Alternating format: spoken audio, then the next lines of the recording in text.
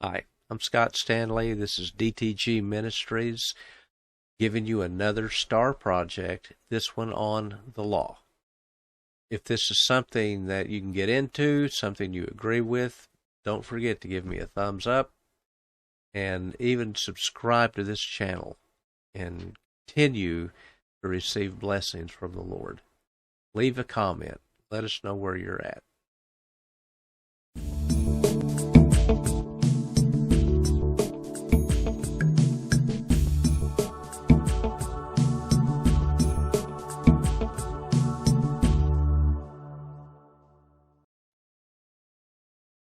In this segment on this STAR project, this is the first segment, and we're going to be looking at the law. And the first thing I want to point out is who actually gave the law. Who gave the law at Sinai? Let's turn in our Bibles to Hebrews. I want to start reading chapter 9 and verse 15. For this cause he is the mediator of the New Testament, that by means of death, for the redemption of the transgressions that were under the first testament, they which are called might receive the promise of eternal inheritance. For where a testament is, there must also of necessity be the death of the testator. Obviously, Christ is the one who gave the testament or gave the covenant, because it required the death of the one who gave it, or the testator. Well, let's keep investigating this, and let's turn back to Jeremiah 31. In Jeremiah 31, I'm going to start reading at verse 31. Behold, the days come, saith the Lord, that I will make a new covenant with the house of Israel and with the house of Judah, not according to the covenant that I made with their fathers in the day I took them by the hand to lead them out of the land of Egypt, which my covenant they broke, although I was a husband unto them. Now, two things. The one who gave the covenant at Sinai is the same one who gave the new covenant. I'm going to make a new covenant, not like the one I made before. I'm going to make a new covenant with you. And there must be the death of the one who makes that covenant. Second thing about what we're reading here in Jeremiah 31 is that he refers to himself as a husband unto them. He was a husband unto the Jews. Now let's look at one more verse.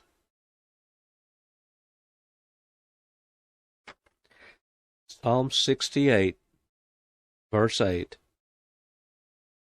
The earth shook, the heavens also dropped at the presence of God. Sinai itself was moved at the presence of God, the God of Israel. So here is another name to give Jesus. He is the God of Israel. It was the God of Israel who came down on Sinai. It was the God of Israel that gave both covenants. It was the God of Israel who had to give his life, and it was the God of Israel who refers to himself as a husband unto them. All of these things are highly significant in understanding the law. In fact, it's crucial that you understand what was going on at Sinai, who that was, and the fact he was going to have to give his life for the second covenant. The same guy that gave the first covenant gave the second, and he had to give his life, and he was a husband unto the Jew. Let's turn to Romans chapter 7. I want to start reading at verse 1, and I just ask you to receive the truth with an open heart. Know ye not, brethren, For I speak to them that know the law, how that the law has dominion over a man as long as he lives. For the woman which has a husband is bound by the law to her husband, so long as he lives. But if the husband be dead, she is loosed from the law of her husband. So that if while her husband is living, she be married to another man, she shall be called an adulteress. But if her husband be dead, she is free from that law, so that she is no adulteress, and though she be married to another man. Wherefore, my brethren, you also are become dead to the law. How? By the body of Christ, that you should be married to another, to him who is raised from the dead, that we should bring forth fruit unto God. Now, what did we just read there? There is an understanding found in the law that when a man and woman are married, if the husband dies, she is free from that man. Christ said, I'm a husband to you. He died fulfilling that concept, that law. Let's look at it like this. Let's say I make a list of things that I want my wife to do every day, or get these things done once a week, whatever it is. I want the laundry done, I want the house cleaned, I want food on the table, I want you to go shopping, I want you to do this and this and this. And then the day comes that I die. Is she still held accountable to do all of those things I wanted her to do? No. When the husband is dead, the wife is free from that law. Christ was the husband. Remember in Matthew 5:17 when he said that I have come to fulfill the law? I'm not going to destroy it. I've come to fulfill it.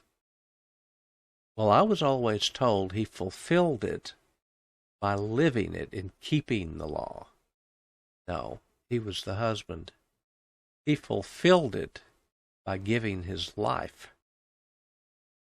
And by means of the death of Christ, according to what Paul just told us, we are free from the law by the body of Christ. He says, I'm telling you guys who know the law, you guys who know the law, who understand the law, the husband and the wife, when the husband is dead, the wife is free. Christ said, I'm your husband. Christ said, I've come to fulfill the law. So, what replaces the law? What is it that takes the place of the law? Because I am not saying that you just live lawless. I'm not saying that you do anything you want because there's no 10 Commandments anymore. No, that isn't what this means. But it means you're free from the law by the body of Christ. But now you are free to walk in love. Remember Romans 13. Owe no man anything but to love one another. For love is the fulfillment of the law. He never says the law fulfills love. Love fulfills the law.